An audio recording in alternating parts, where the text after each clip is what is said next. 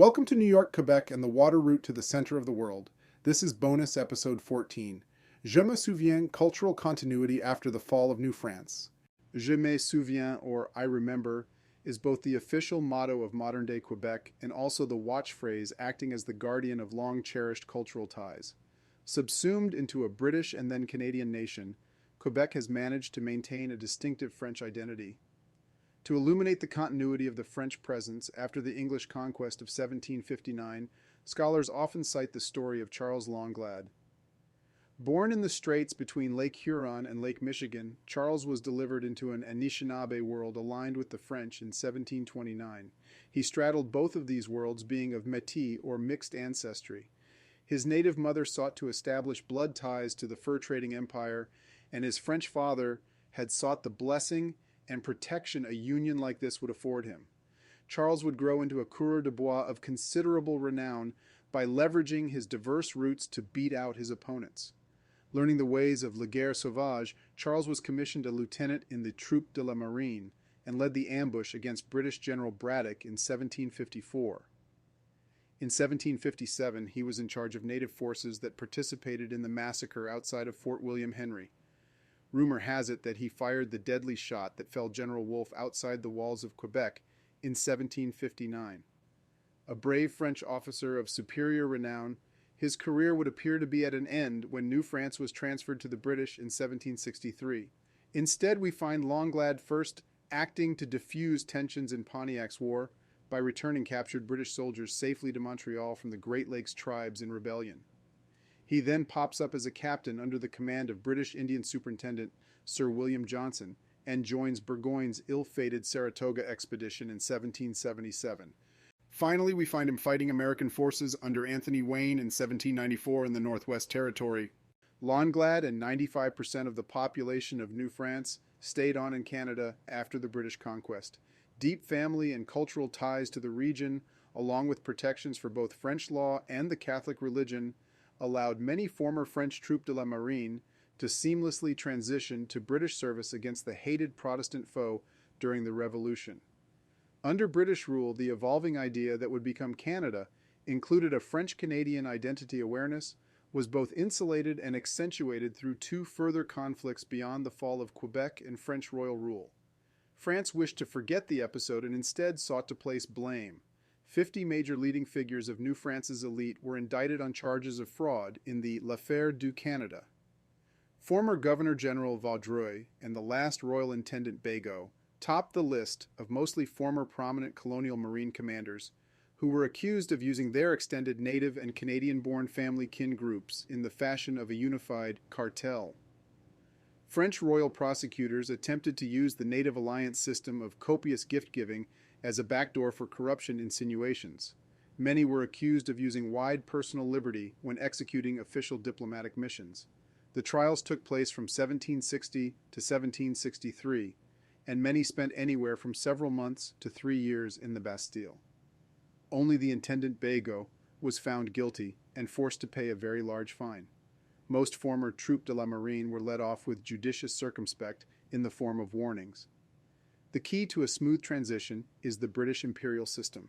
The various sects and peoples that populated the New World reached to over 2 million before the Revolution, each colony being extremely jealous, competitive, and willing to throw each other under the bus for land. The British imperial system, especially after the French and Indian War, had sufficiently melded these disparate and competing political entities into a second pillar of a new transatlantic empire. British America would have joined the UK and eventually eclipsed it within the Union, if a series of complicated geopolitical events didn't irrevocably break those fraternal bonds. Much of it has to do with British imperial land policy, such as the Proclamation Line of 1763 and the Quebec Act of 1774. Quebec and other periphery British territories outside the eastern seaboard were looking for great stability in the new status quo post-1763 settlement. The French had little desire to reclaim Canada during the Revolution, showing the same lack of enthusiasm demonstrated at the end of the French and Indian War, when Canada was offered back to them in 1763, but bartered away for Madras. British settlement in favor of residents born in the Isles tweaked the New England colonies who saw Nova Scotia as theirs by right of blood and treasure. The French sought advantage in the Caribbean during the Revolution and traded for India again in 1783. If Canada was French-controlled, then American independence would have not been a fait accompli. American colonial participation in the feats of arms during the Seven Years' War was seen as directly being stampeded upon by the Quebec Act. The bête noire, especially for New England, would still exist, and much closer cooperation would be seen between colonists and British officials. American revolutionaries saw Canadian participation in the Union as so inevitable that a direct clause was included in the Articles of Confederation. A Catholic population led by royalist French officials and priests, pitted against reactionary and land-hungry Protestant expansionists of New England, would have been at each other's throats for years. Remember, almost the entire French population of Acadia was removed and replaced by their neighbors to the south. Instead of a Catholic-Protestant rivalry, the Quebec Act of 1774 helped provide a smoother transition into the British imperial system by establishing the autonomy needed for the Francophone community to continue to thrive. The allowance of French civil law, language, Catholic primacy, and confirmation of seigneurial estates calmed the simmering tensions that could have led the Quebecois to partner with the American rebels to the south over a decade later. Confirmation of the newly British Francophone subjects' rights angered the American colonists to the south, who viewed themselves as the premier pan-Atlantic basin partner. Britons saw the need to balance this vast new imperial empire, while Americans expected the rise in prominence and resultant awards from their participation. This was truly a mismatched set of expectations and placement on the power ranks within the imperial system. As the intra-war years dragged on, with friction increasing between Britain and America, the Quebecois and their familial connections to the natives of the High Country were increasingly viewed as a hedge against North American rebellion. The Quebecois still feared their Protestant New England neighbors to the south and saw the British imperial government as a guarantor against persecution.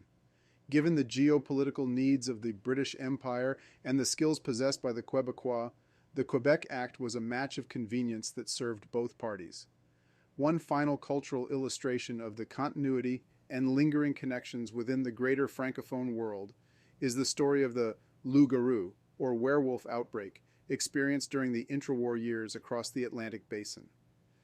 France had experienced a famous outbreak of loup-garou sightings between the years of 1764 to 1767 that are collectively known as the Beast of Gévaudan.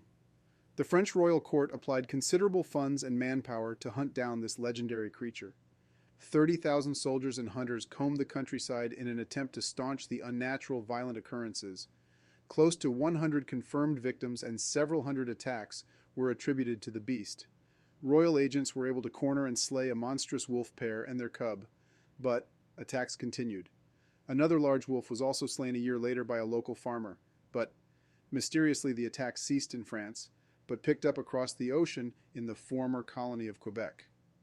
For a year, sightings were reported up and down the St. Lawrence River Valley, but the beast was never cornered or killed. The loup-garou disappeared from official public scrutiny after 1767, but the cultural imprint remains. Quebecois folklore was a syncretic variant enriched by both European Catholicism and New World native beliefs. Native concepts like shape-shifting and horrible syncretic creatures, such as the Wendigo, lent substance to old world tales of superstition. Cultural objections to the consumption of human flesh in the form of Native American rituals also played a large role. Whether traveling to the Americas or Africa, Europeans feared being eaten. While actual cannibalism for subsistence was very rare, widespread ritual torture and display of executed foes could be witnessed. From the Aztec to the Iroquois, captives were sacrificed and exhibited as displays of power. The same behavior can be witnessed in European practices of quartering or slow starvation of opponents in cages. The deprivation of proper burial and intimidation of other enemies was the goal. While Europeans usually treated their criminals in such manner, New World societies developed great and solemn religious ceremony for their sacrificial displays. The practice found new expression in the concept of scalping, in which the participant was then paid by the overall number taken. One last detail to take into account is the outside pressure of war that was afflicting both France and Quebec at the time of these sightings. Might the sudden outbreak of this phenomenon be related to some sort of widespread trauma caused by conflict? Is it possible that the people of Quebec were subliminally seeking to re-establish French cultural affinity after the recent War of Conquest? Thanks for listening to New York, Quebec, and the water route to the center of the world.